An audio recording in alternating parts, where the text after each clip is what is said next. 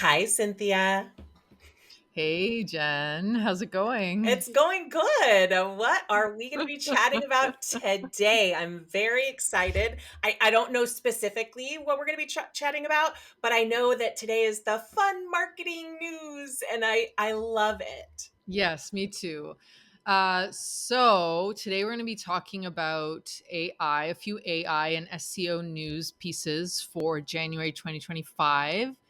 But before I dive in, and we were just going to talk about this before we hit record, was a lot of people have been asking me, and it sounds like Jen, they've been asking you too, is how to show up in AI, right?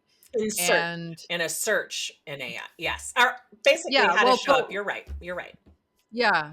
So, if someone were to ask, like, what are the best SEO agencies to hire or something in AI, yeah, I'd love to be on there. Right. So, there's a few different things, but I do want to preface that in order to do that, you still need to do good SEO best practice and good Pinterest. Like, I think what's happening is a lot of people are hooking onto this AI thing as like an excuse to ignore the rest of their marketing because they think it's like going to be faster.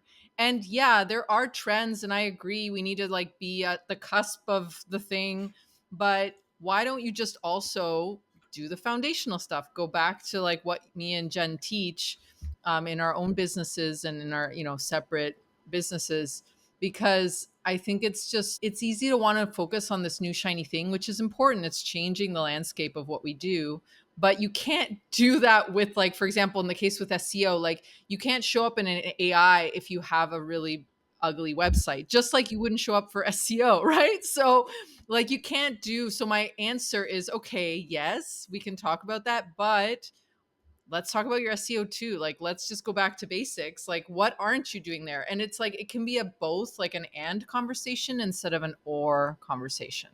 Awesome. I can't wait to dive in. All right. So I have a few like AI news pieces that I want to chat about. So the first one is more like a tool that I recently discovered that I think, Jen, I had mentioned to you because you're in the middle of doing summit stuff. It's called Notebook LM, and it is a research and note taking online tool developed by Google that uses AI. So, what it is, and we're going to include links to this in the show notes. You open up notebook.lm, you can give it a link, you can give it a document, and it will basically create a podcast episode for you, or like an audio of two people talking about what's in that document. And the voices are really good. Like, they're engaging. I kind of wish we could like share one. Maybe we'll do a A snippet or test something. and then Anyway, do a snippet. yeah. Maybe we could do that, Yeah, at least because on YouTube. That would be fun.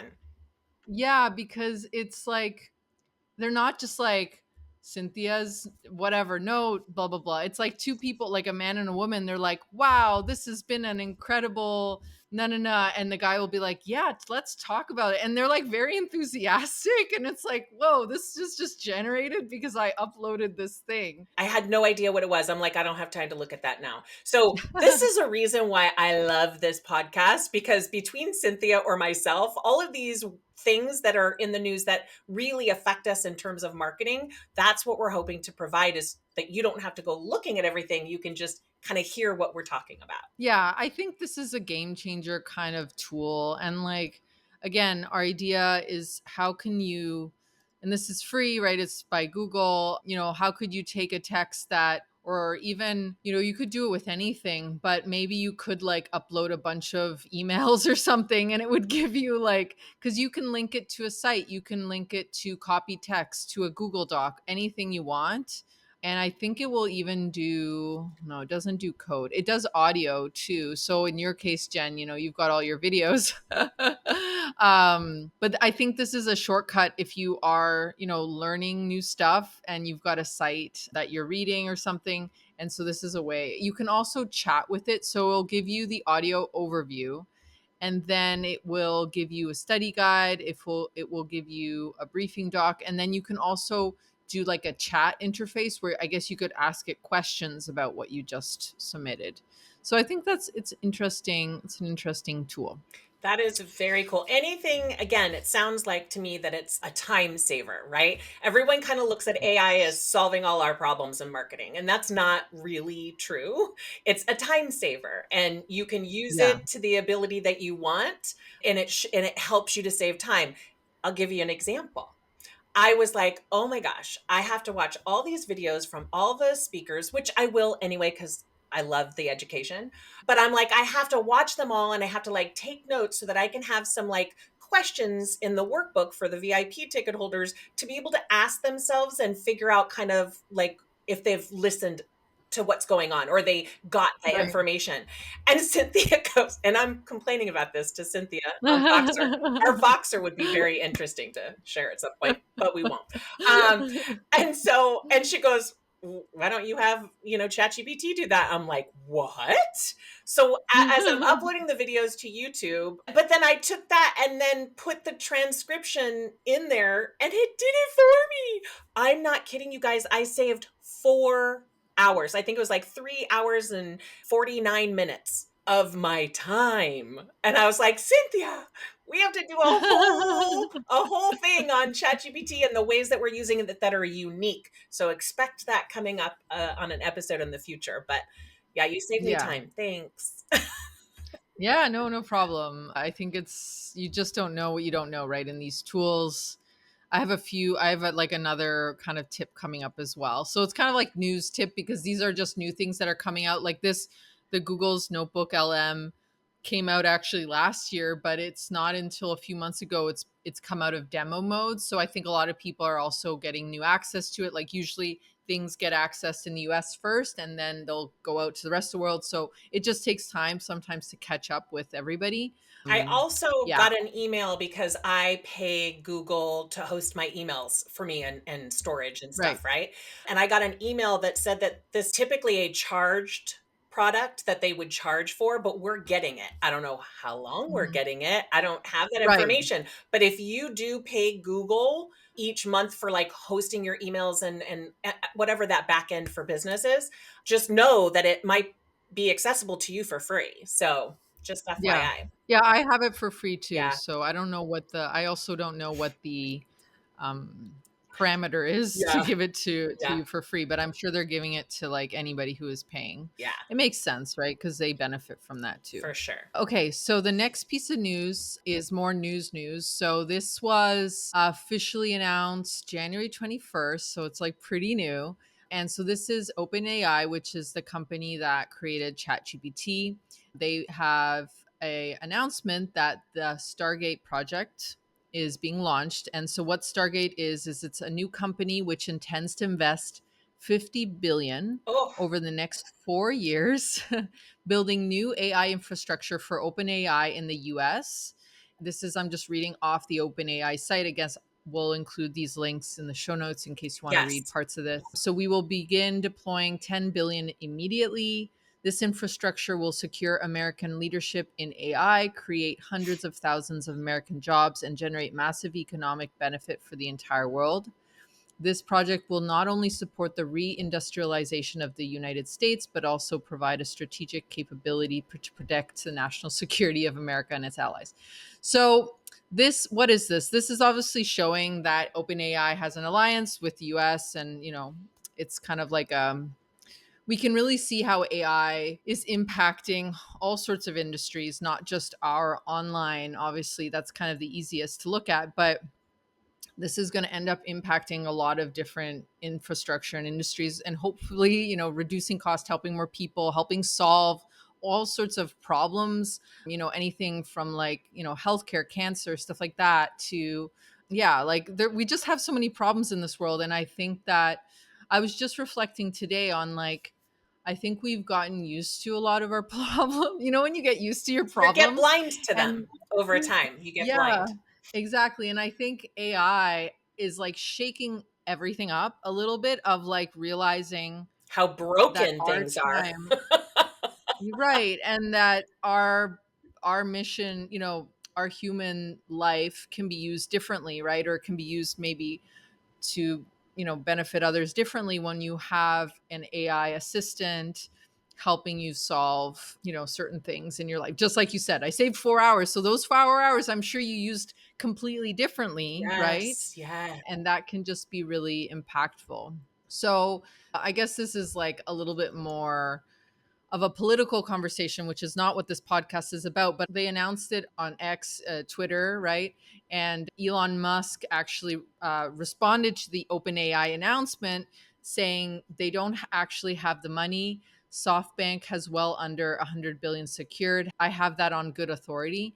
And then Sam Altman, who is the CEO of OpenAI, responds to that thread saying, wrong, as you surely know. Want to come visit the first site already underway? This is great for the country. I realize what is great for the country isn't always what's optimal for your companies, but in your new role, I hope you'll mostly put you at the yes for. He puts like the emoji of the US flag.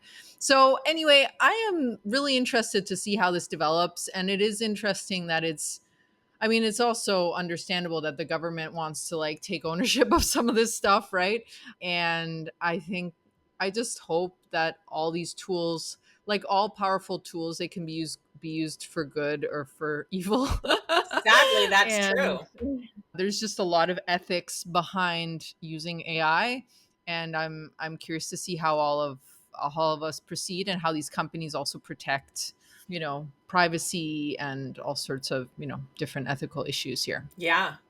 And yeah, and I feel like politics aside, there are some concerns about AI, and we do want, I, as an American citizen, do want some kind of oversight because I don't want it going wacky and like just, it could go bad really bad. But I also don't want government ownership of it because then it's not going to grow as well as it's already growing too. So it's really a gray area and it's really a concern. And yes, we put a little bit of drama in this podcast. We'll share that information. Maybe it was intentional, right? Because you never know what's real, and like maybe they I did that to know. like generate more eyeballs on I this. have I no don't think idea. we actually know what Stargate's doing, to be honest. No. We just know that there's a lot being invested in these tools, and it makes sense because they're powerful tools, right? Yeah, and what I think some very smart people are looking at a ways to help our country, help the world, Right. right? Right. Some of the people that are investors in it, we don't know all the investors, and not all the Right. investors maybe are looking for altruistic things because everyone's looking to Absolutely. grow their bottom line. Like that totally makes Right. sense. But so far, I think it's been great, and I also feel like they're starting to be careful. So like I don't remember what I did, but I entered something in there that somebody, a marketing person, said, and I wanted them to like sort of summarize it, right? And I guess the way I asked, it came back and said, we that's not your content, you can't do that, or it Mhm. puts some information on there. I'm like, oh, so it is being thoughtful. Like it's a little being more Mhm. thoughtful than I thought. Right. But Yeah. yeah, it's interesting. And people have Yeah. very definitive feelings about this. So if you do not like AI, please don't let that prevent you from listening to other episodes where we're No. purely about marketing. But we do want to give all the news and let you guys judge on what you think is important or not. Yeah, and we want to hear from you too. Like we are on our Instagram, Marketing Do a Podcast. I believe that's the Okay. handle. I have to double check. But we'd love to hear if you aren't for or if you're for AI.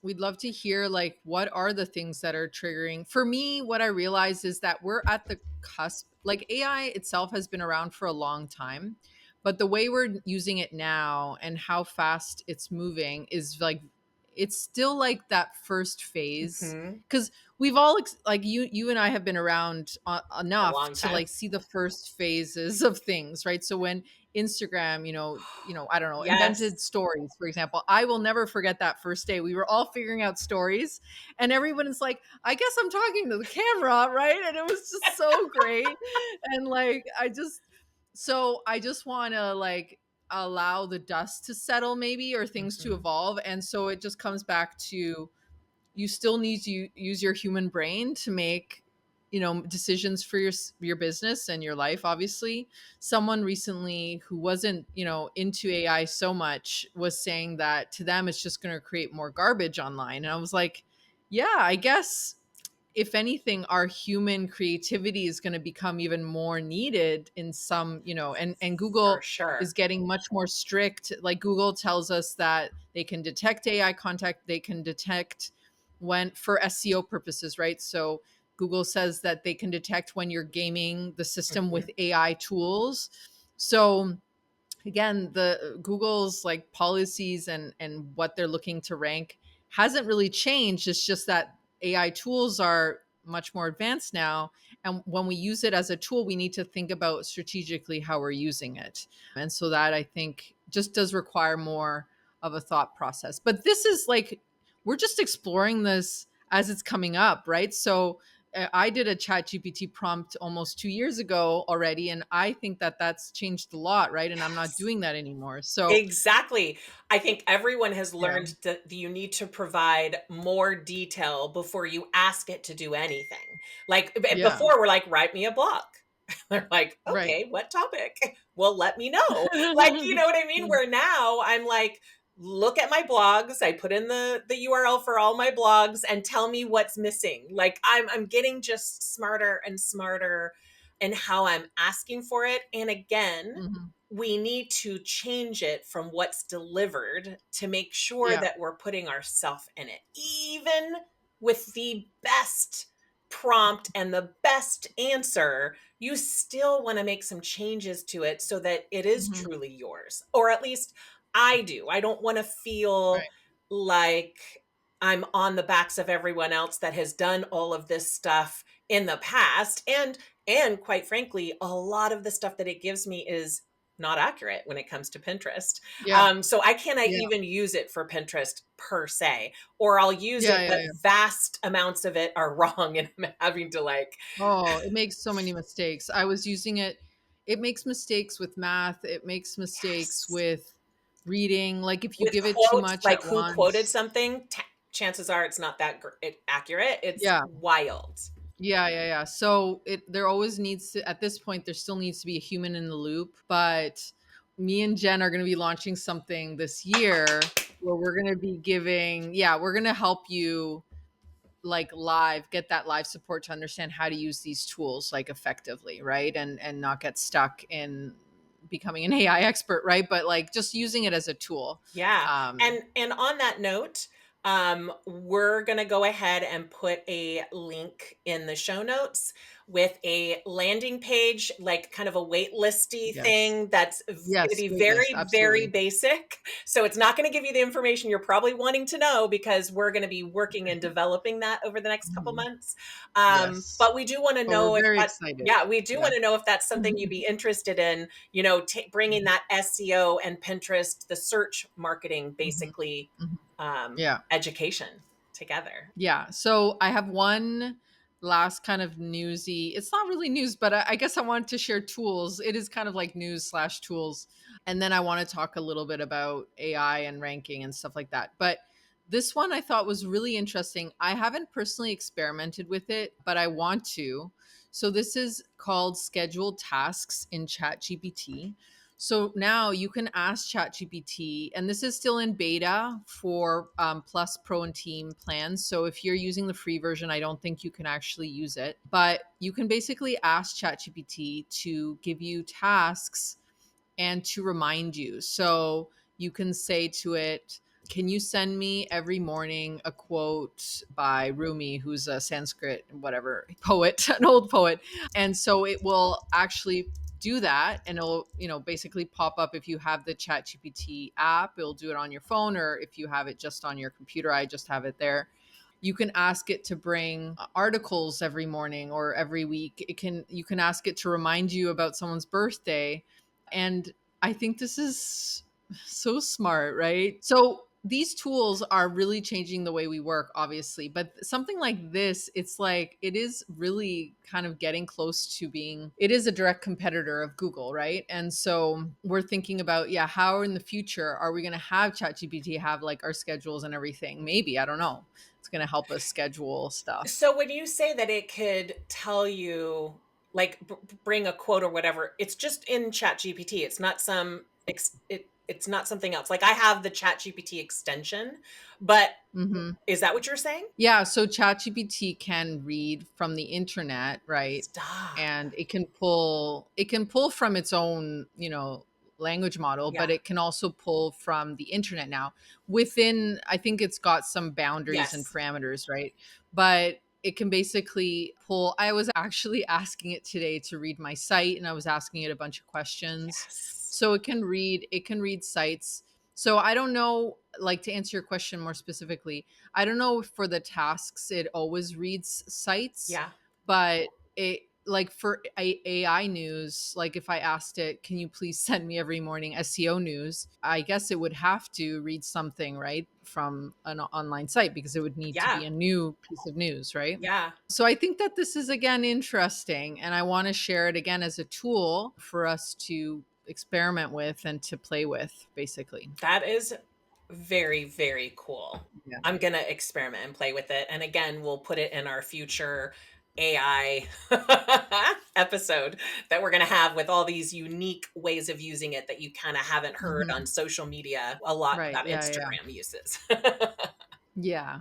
So I want to quickly also touch upon this first question that I started at the beginning of the episode of, what if we want to show up as a recommendation in our niche, in our industry, as an authority, right, on a topic. So I actually went and I asked AI this because there's all sorts of people, talking about this, but I think it's good to go to the source. I know you do this too, Jen, like just asking it directly. Oh, I mean, why yes. not? Now, sometimes it makes mistakes, it hallucinates, It like, does. you know, It, like, so legit hallucinates. I'm not even joking. I'm like, "That didn't even answer my question." And I'll say it, "PS, that did not answer my question." And like, "Oh, I'm so sorry. You're right." And then gives me the answer. So, like, get cheeky with it a little bit because 'cause it'll work better. Yes. You need to push back, right? But I wanted to share some of the things it said to me and, just to open up this conversation, right? And I'm not going to read all of them because there's a few, but again, honestly, all of these are kind of SEO foundations, but they're interesting. So it said, if you want Digital Bloom IQ to appear in more AI generated recommendations, there, it gave me a list. So one thing it said, strengthen topical authority for AI discovery. So basically that means that Do blogs. Don't just um, rely on AI. right. Right. So for me, I tend to have content for therapists and coaches, but I'm transitioning to help more lawyers. So I need to look at how am I creating SEO content for lawyers, and I've done that already. But things like it says structured a Q&A format, I think that's really interesting. It was saying to use more interactive ways to share information like infographics or quizzes and things like that, right? So I was like, huh, that's interesting, but because maybe it will use that information inside the AI, right? Then it says improve entity recognition and brand associations. So, again, this is what we already do in SEO. So, just make sure that other sites are linking back to me, that I have a strong LinkedIn and Google business profile, which I don't because I'm not location based, but I guess if I was, I would do that. It literally says blog content. It says podcast, guest posts, interviews where your brand name is mentioned, all SEO best practices. Surprise. It says something about schema markup. So schema markup is a code, is a type of data that we add to our site to basically give Google and potentially AI clear information about what our business is about. So it's just saying adding this type of data to our site, which a lot of sites like WordPress automatically do. You still need to tweak it here and there, but it's like it's already in there in many cases. Sometimes it's not. Again, it says use FAQ schema, increase mentions and backlinks, and optimize for AI chatbots like ChatGPT and Google Bard. It says publish AI friendly listicles. answer common AI search questions. So one thing I will say that it's not writing here is that I feel like since AI has become more and more popular, we're all getting used to doing longer searches because we're used to this conversation, Mhm. And so I think that that is definitely that change in the user behavior is forcing us to create content where we are targeting longer search results, or even having that main keyword and then the longer questions below. So that's something I would specifically recommend. But anyway, I wanted to share that because, again, going back to what I was saying, is like, don't use AI to take your eye off the ball of your foundational business marketing tasks. Like, everything else needs to, like, you can't do AI without a site, kind of thing, right? So you have to have all of that in place to then like tweak some of those strategies. I don't think Google's going anywhere. Does it have a new competitor? Yes, but they're also evolving and they're changing, right? And they have their own AI tool as well. So it's Google itself. It's not like the search results are going to go poof one day, right? It's just going to evolve how we're using it. And because there's competition, the consumer can expect better quality because Yes, I love that. they want us to choose Google than to just go to Right. AI. So I think it's going to light a fire under their butts Mhm. to Yeah. to do a better job. I Yeah. will add a couple things. So one, Yes. with us having this podcast, I'm taking the transcript and creating my own blogs, which I know at some point you will do the same as well. And I'm linking your name into your website in my blog, which then gives you some backlinks as well. Like it, having a Right. biz bestie is worth it, FYI, because that's helpful. Yeah. And then one of those things that you mentioned is infographic. And I have a really hard time creating infographics. My brain just doesn't work like that. So I Right. found a free solution for you. It's called Mm. Napkin AI. You put in Okay. the information that you're sharing, and it creates actual infographic for you, and you can change the type of Ooh. infographic from a graph to a pie to all kinds of cool looking things.